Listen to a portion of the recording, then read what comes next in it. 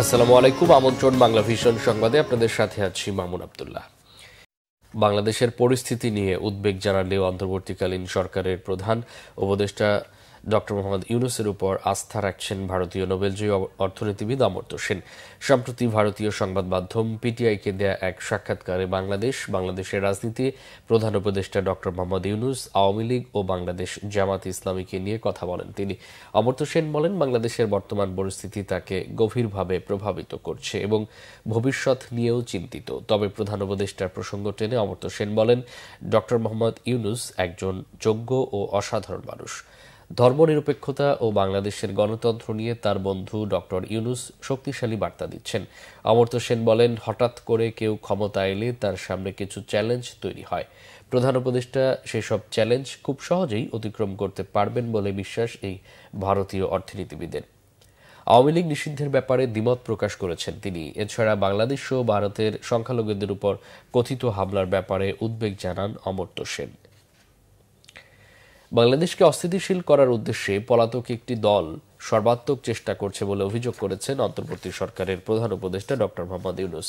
BBC বাংলাকে দেয়া সাক্ষাৎকারে তিনি আরও বলেছেন, ভারতের সাথে বাংলাদেশের সম্পর্কে ফাটল ধরেনি। সাক্ষাৎকারে নানা প্রশ্নোত্তরে অন্তর্বর্তীকালীন সরকারের প্রায় 7 মাসে আইনশৃঙ্খলা পরিস্থিতি, সংস্কার এবং নির্বাচন, ছাত্রদের নেতৃত্বে নতুন দল গঠন সহ রাজনৈতিক ঘটনা প্রবাহের বিষয়ে প্রধান উপদেষ্টা ডক্টর ইউনূসের অভিমত উঠে এসেছে। সংস্কারের গুরুত্ব তুলে ধরে তিনি বলেছেন, ধ্বংসাবশেষ থেকে নতুন চেহারায় আসছে বাংলাদেশ। তিনি দাবি করেন, অন্তর্বর্তী সরকার অর্থনীতিকে সহজ করায় দেশ বিদেশের আস্থা অর্জন করা সম্ভব হয়েছে। পরিস্থিতি এমন যে সারা দুনিয়া বিপুলভাবে আস্থা স্থাপন করছে। প্রত্যাশিত সংলাপ এখনো শুরু করতে না পারায় আক্ষেপ প্রকাশও করেছেন তিনি দাবি করেছেন, অপরাধের পরিমাণ আগের থেকে মোটেও বাড়েনি। অপরাধের বিরুদ্ধে কার্যকর ভূমিকা নিতে না পারার বিষয়টি নজরে আনা হলে ডক্টর ইউনূস বলেছেন, পুলিশের মধ্যে জেঁকে বসা ভয় দূর করে আস্থা ফেরাতে চেষ্টা অব্যাহত আছে। ঐক্যে ফাটলের অভিযোগ নাকচ করে তিনি দাবি করেছেন, এরকম কোনো ঘটনা ঘটেনি। ছাত্রদের নতুন রাজনৈতিক দল গঠনে সরকার কোনো সহায়তা করেনি। ঢাকার যানজট নিরসনে ফ্লাইওভার, এক্সপ্রেসওয়ে, আন্ডারপাসের মতো মেগা প্রকল্প হলেও গত এক দশকেও যানজট কমেনি, বরং দিনকে দিন বাড়ছে। তীব্র যানজটে নাকাল নগরবাসী।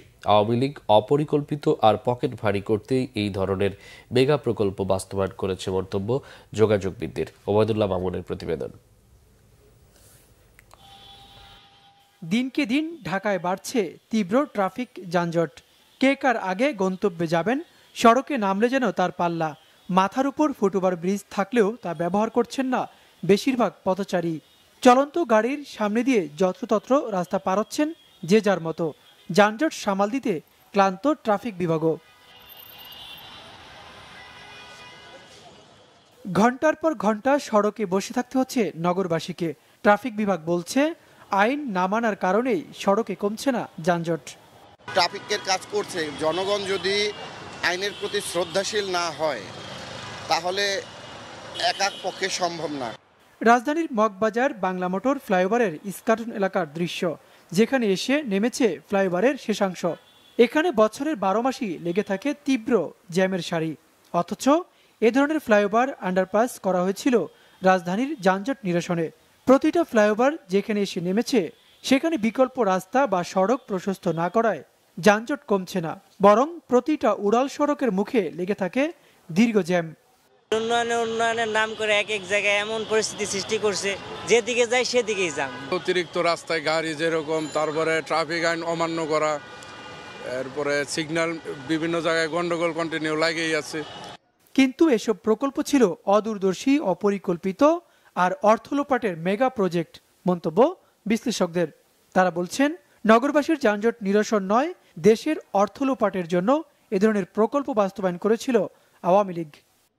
যারা ফ্লাইওভার বাস্তবায়ন করেছেন, মেট্রো বাস্তবায়ন করেছেন, তারা খালি টপে চলে গেছেন।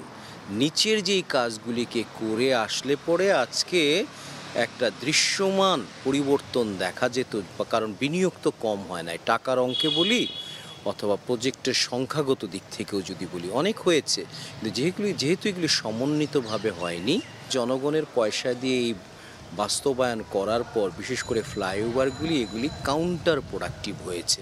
অর্থাৎ যানজট দূর হওয়ার পরিবর্তে যানজটকে বাড়িয়েছে। রাষ্ট্রীয় সম্পদের তছরূপ করে ব্যক্তি স্বার্থে এসব প্রকল্প নেয় সংশ্লিষ্টদের বিচারের আওতায় আনারও দাবি তাদের। ঢাকার যানজট নিরসনে ফ্লাইওভার, উড়াল সেতু এবং বিভিন্ন আন্ডারপাস মতো প্রকল্প গ্রহণ করেছিল আওয়ামী লীগ সরকার, কিন্তু যোগাযোগ বিশ্লেষকরা বলছেন অপরিকল্পিতভাবে এ ধরনের প্রকল্প নেয় যানজটও দূর হয়নি, বরং যানজট বেড়েছে কয়েক গুণ। Obaidullah Mamun, Bangla vision, Dhaka. Malaysia, Singapore ও নেপাল সহ কয়েক দেশে আলু রপ্তানি আশা জাগাচ্ছে ঠাকুরগাঁয়ের চাষিদের। গত বছর আলুর ভালো দাম পাওয়া এবছর অনেক বেশি উৎপাদন করেছেন তারা।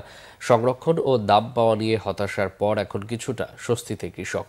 ঠাকুরগাঁও প্রতিনিধি কোদা বক্স ডাব্লুর তথ্য ও ছবিতে একটি ডেস্ক রিপোর্ট। ঠাকুরগাঁওয়ে এবছর আলু আবাদ হয়েছে 34,825 হেক্টর জমিতে, যা গত বছরের তুলনায় 7,625 হেক্টর বেশি। উৎপাদন বেশি, তাই কমেছে দাম, চাপ পড়েছে কোল্ড স্টোরেজেও।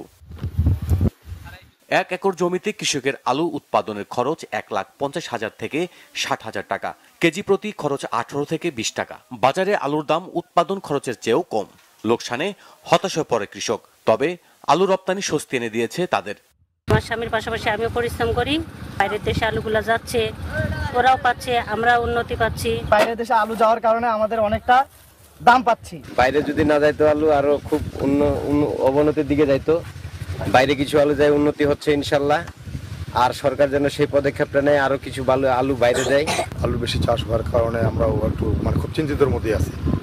বর্তমান যে 12 টাকা 13 টাকা কেজি আলু বিক্রি করে বা আলু আমরা খোদাই করে যে করতেছি, এতে লাভবান হচ্ছে না, লস ক্ষতির দিকেই বেশি। সমগ্র বাংলাদেশ মিলাই প্রচুর আলুর চাষাবাদ হয়েছে, তো সার্বিক দিক থেকে কৃষক এবার উপকৃত হতে পারবে না।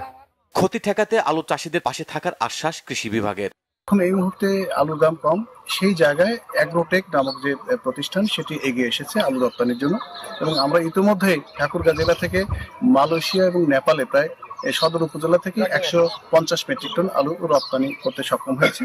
এখানে বাজারের চাইতেও কেজি প্রতি প্রায় 4 থেকে 5 টাকা দাম বেশি, যেটি হয়তো অনেক হতাশার মধ্যে কৃষকের জন্য একটি আশার আলো। আলুর ন্যায্য মূল্য নিশ্চিতের দাবি কৃষকদের।